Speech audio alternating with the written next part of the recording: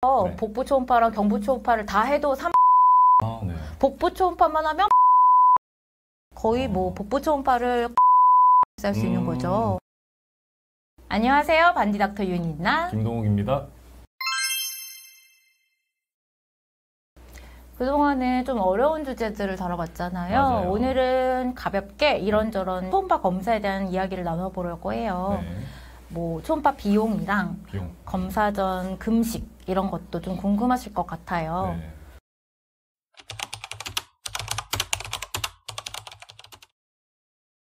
초음파는 다른 엑스레이, CT에 비해서 방사선 피폭 위험도가 없어요. 전혀 없죠. 네. 그리고 협조가 되지 않거나 어린 아이들이 CT나 MRI 검사가 필요한 경우에는 약물을 써서 재우잖아요. 네. 초음파는 그런 진정이 필요하지 않아요. 네. 그리고 검사를 도와주시는 선생님이랑 보호자와 함께 이렇게 아이를 붙잡고 검사를 할 수 있거든요. 네.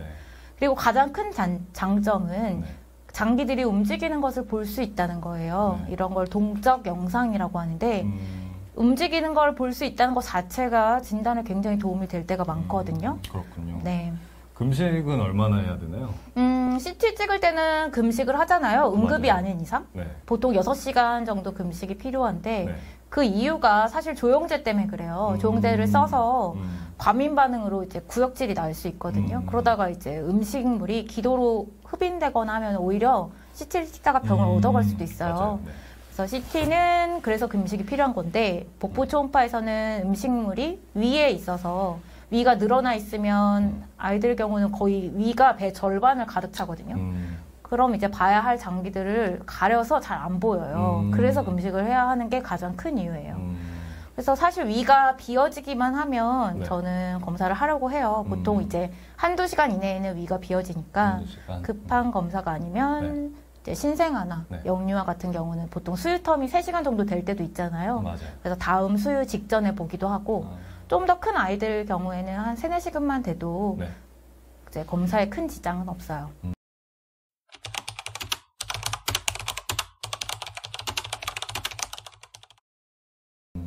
그리고 복부 초음파가 아니더라도 이렇게 엎드려서 검사를 하는 경우가 있거든요. 딤플 같은 경우. 네, 맞아요. 딤플 같은 경우는 아이가 엎드려서 검사를 하기 때문에 네. 수유 직후에 하면 안 되죠. 그러면 이제 아이가 토할 수 있어요. 울다가 토하고 이럴 수 있거든요. 네. 그래서 그런 경우에는 웬만하면 수유를 하고 한두 시간을 지나고 나서 초음파를 하면 좋아요. 초음파 검사의 단점은 없나요? 단점 있죠. 네. 정말 치명적인 단점이 있어요. 이제 초음파는 그 검사자의 숙련도에 가장 큰 영향을 받는 장비예요. 이제 사실 CT나 MRI 같은 경우는 어떤 이제 주제가 있는 복잡한 사진 한 장을 보는 기분이거든요. 네. 잘 모르겠으면 봤던데 또 보고 다시 올렸다 내렸다가 보면서 결국에는 이제 해석을 할 수 있어요. 네. 근데 이제 초음파는 어떤 주제가 있는 상황에 제가 딱 던져져요. 네. 그리고 주어진 시간 안에 네. 제가 카메라를 들고 사진을 막 찍어야 돼요. 나중에 찍어놓은 사진을 봐도 모니터로 다시 봐도 내가 못 찍은 상황이 있을 수도 있고 네. 또 흔들린 사진들이면은 사실 찍어놔도 도움이 안 될 때가 있고 결국에는 제가 그 초음파를 하는 그 순간 주어진 시간 안에 얼만큼 의심을 해서 얼마만큼을 보느냐가 중요한 거고 사실 초음파를 보는 순간 결정을 해야 돼요. 그래서 사실 경험이 제일 중요하고 저도 지금 영상 전문의로서 소아 초음파를 하는 거는 3년 차거든요. 얼마 안 됐어요. 그래서 점점 경험이 쌓이고 있는데 어려운 게 있을수록 또 그걸 넘어서면 또 제가 성숙해 있고 성장해 있더라고요.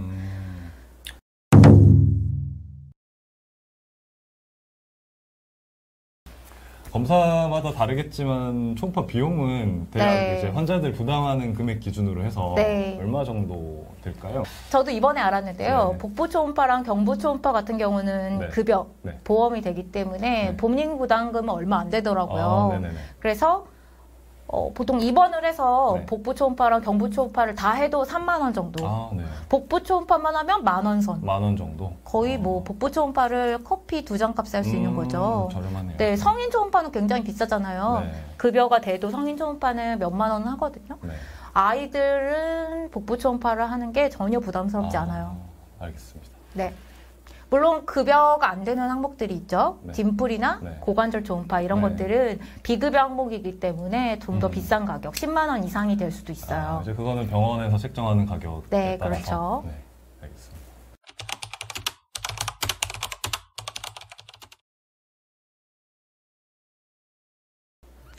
초음파 하는데 시간은 얼마나 걸리세요? 보통 복부 초음파는 빠르면 5분에도 할 수 있는데 이제 길어지면 10분이 더 걸리기도 해요. 네. 하지만 이제 딤플 초음파 같은 경우는 뭐 사실 1분, 2분 이렇게 짧은 시간 안에 가능하고 고관절 초음파는 아이들이 다리를 막 움직이고 힘이 센 아이들이 있거든요. 네. 그런 경우는 몇 분, 한 5분 이내로 할 수는 있어요. 그 밖에 초음파들은 상황마다 다르지만 네. 보통 한 부위만 보는 경우에는 네. 5분 내외로 짧게 5분 내외. 금방 끝나기는 합니다. 알겠습니다.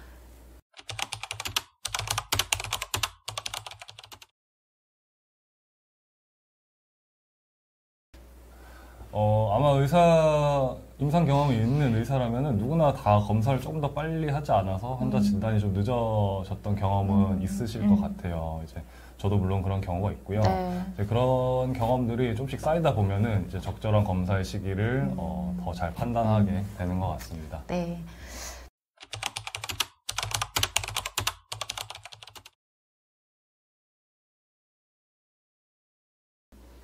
소아에서 초음파를 제일 많이 하는 경우가 사실 복통이잖아요. 네. 초음파 소견으로는 가장 흔한 게 장염과 장감마 림프 전염인데 네. 임상적으로 증상이 장염인 경우 초음파를 하면 좀 도움이 되시나요, 선생님? 장염 증상이 있을 때 초음파가 가장 도움이 되는 경우는 맹장염과 같은 이제 수술을 해야 되는 이제 질환들 감별해야 네. 될 텐데요. 복통이 좀 심하고 열이 많이 날 때는 사실 신체 진찰만으로는 네, 맹장염을 좀 구분하기 힘든 경우가 많아서 초음파가 유용한 것 같습니다. 장염일 때 초음파로는 이제 바이러스성 감염, 네. 노로바이러스 네. 같은 바이러스성 장염인지 네. 살모넬라나 뭐 캠필로박터 이런 세균성 장염인지 네. 뚜렷하게 구분이 되거든요. 네. 그런데 증상이랑 혈액 검사 이런 걸로도 장염의 종류가 좀 구분이 되나요? 일단 이제 세균성 장염을 이제 구분을 하는 게 중요한데, 왜냐면 치료가 이제 달라지기 때문이거든요. 항생제 치료를 해야 되니까. 세균성 장염은 고열이 있거나 혈변이 있거나 이제 하루에 10번 이상 이제 많은 설사를 하거나 이런 경우는 세균성 장염의 가능성이 좀 더 높고요. 검사상에서 이제 백혈구 수치가 많이 높거나 염증 수치가 높은 경우에도 세균성 장염 가능성이 높아요. 조금 더 정확하게 이제 원인 균주까지 알고 싶은 경우에는 대변 검사를 통해서 어떤 네. 바이러스가 원인인지, 어떤 세균이 원인인지 검사를 해볼 수 있습니다. 네. 장염에서 입원을 해야 하는 경우가 있나요? 이제 장염 환자들이 설사랑 구토가 심하고 잘 못 먹고 처지면서 소변량이 감소하는 것 같은 이제 심한 탈수 증상이 보이면은 입원 치료를 해서 수액 치료를 하는 게 좋고요. 장염이 있지만 아이들이 잘 먹고 전반적인 컨디션이 괜찮으면은 집에서 이제 외래 치료로 외래를 통원하면서 치료를 하기도 합니다.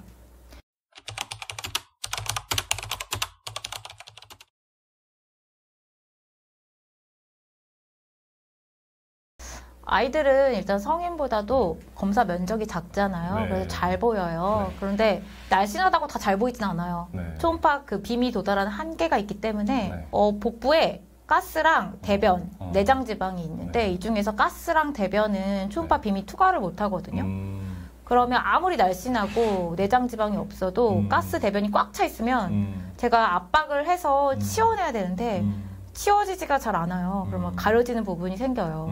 오히려 내장 지방이 있는 아이들은 통통하게 살이 오르면 내장 지방은 초음파가 잘 투과하기 때문에 그 뒤를 가리지 않아서 방해는 안 되거든요. 그리고 압박을 가하면 잘 눌러지니까. 하지만 내장 지방이 너무 많아서 전체 복부 두께가 두꺼운 성인이면 초음파 빔이 도달하는데 한계가 있어서 검사에 한계가 있을 수는 있지만 네. 소아에서는 큰 상관은 없더라고요. 그러면은 초음파를 했는데 잘 안 보여서 검사가 좀 불충분하게 된 경우에는 네. 어떻게 하십니까? 초음파로 완벽하게 볼 수 있으면 좋겠지만 네. 초음파의 특성상 그럴 수가 없기 때문에 네.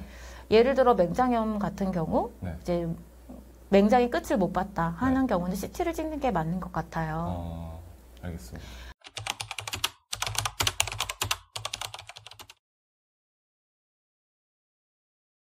원장님 생각에는 몇 살이 가장 어려울 것 같으세요?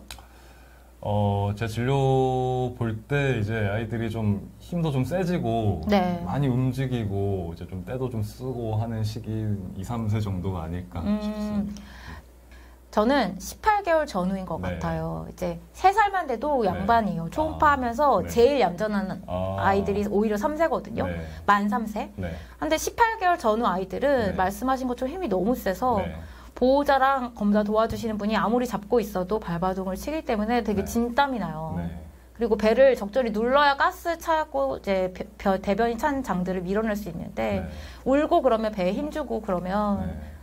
가스 때문에 모니터가 하얗게 보여요. 그럴 때는 어떻게 해야 되냐면 잠깐 이제 힘이 빠져서 네. 울음 멈춘 순간 있잖아요. 네. 한 1, 2초, 네. 2초만 될 때 네. 돼도 그 순간 눌러서 네. 장을 싹 뒤져야 돼요. 아, 그게 얼마나 힘든 건지 네. 대략 짐작은 네. 가네요.